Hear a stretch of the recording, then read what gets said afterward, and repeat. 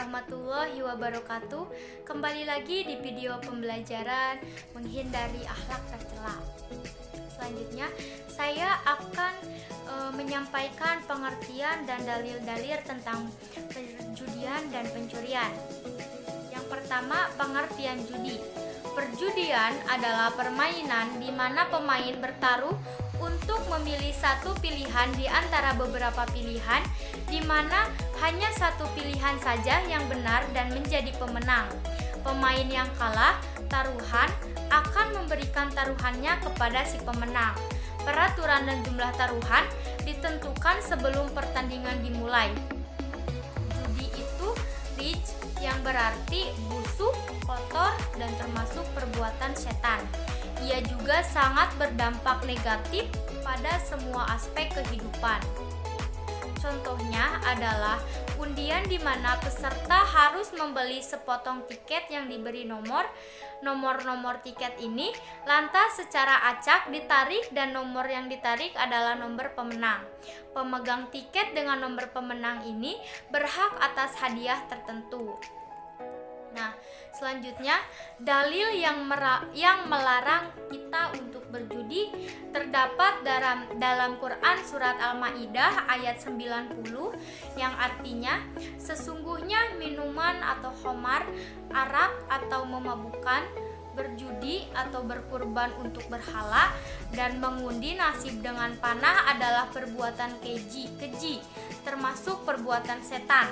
Maka jauhilah perbuatan-perbuatan itu agar kamu mendapat keberuntungan. Ayat di atas secara tegas menunjukkan keharaman untuk berjudi.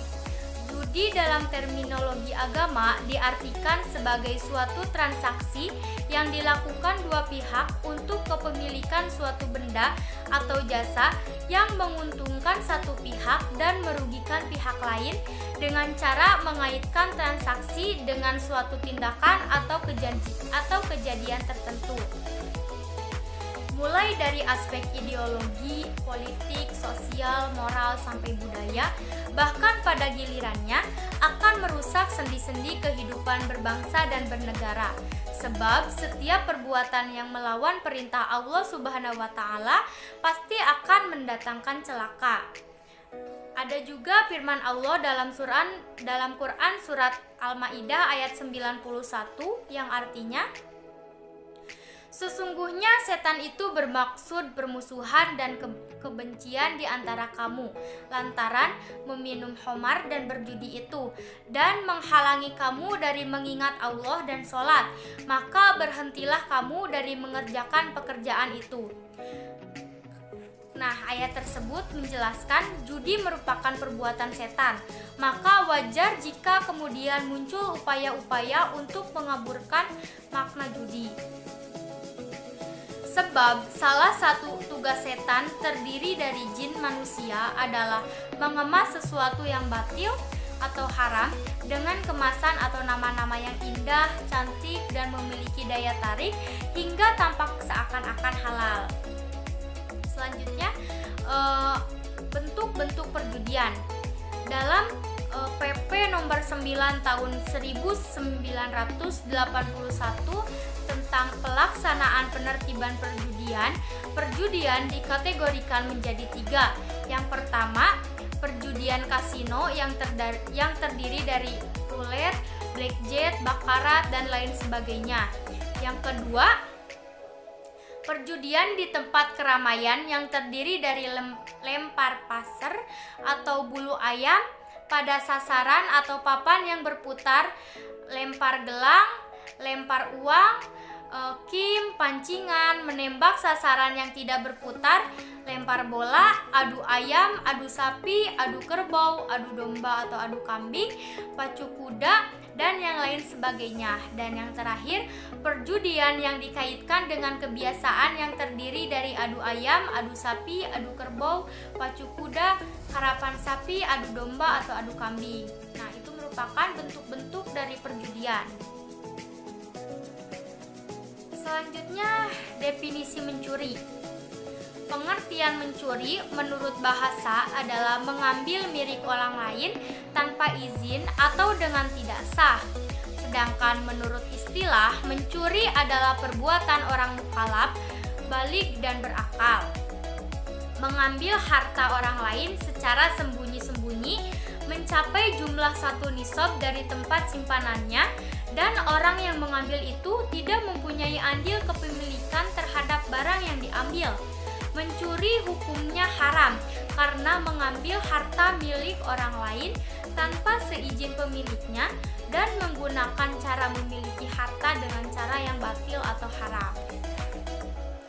Selanjutnya ada dalil tentang mencuri, terdapat dalam Quran surat Al-Baqarah ayat 188 yang artinya, dan janganlah sebagian kamu memakan harta sebagian yang lain di antara kamu dengan jalan yang batil, dan janganlah kamu membawa urusan harta itu kepada hakim, supaya kamu dapat memakan sebagian daripada harta benda orang lain itu dengan jalan berbuat dosa, padahal kamu mengetahui. Selanjutnya ada ayat yang menjelaskan tentang hukuman orang yang mencuri. Terdapat dalam Quran surat Al-Maidah ayat 38 yang artinya, laki-laki yang mencuri dan perempuan yang mencuri, potonglah tangan keduanya sebagai pembalasan bagi apa yang mereka kerjakan dan sebagai siksaan dari Allah, dan Allah Maha Perkasa lagi Maha Bijaksana. Selanjutnya saya akan menyampaikan bentuk dan contoh dari mencuri. Salah satunya saja adalah mencopet, mengutil, membajak adalah perbuatan orang mukallaf, dan berakal sehat secara sembunyi-sembunyi, mengambil harta orang lain dengan ukuran 1 nisab. Nah, cukup sekian materi yang dapat saya sampaikan. Semoga teman-teman semua dapat memahami, dan semoga teman-teman semua dapat mengimplementasikan ayat dari yang tadi saya sampaikan. Wallahul muwaffiq ila aqwamit thoriq. Wassalamualaikum warahmatullahi wabarakatuh.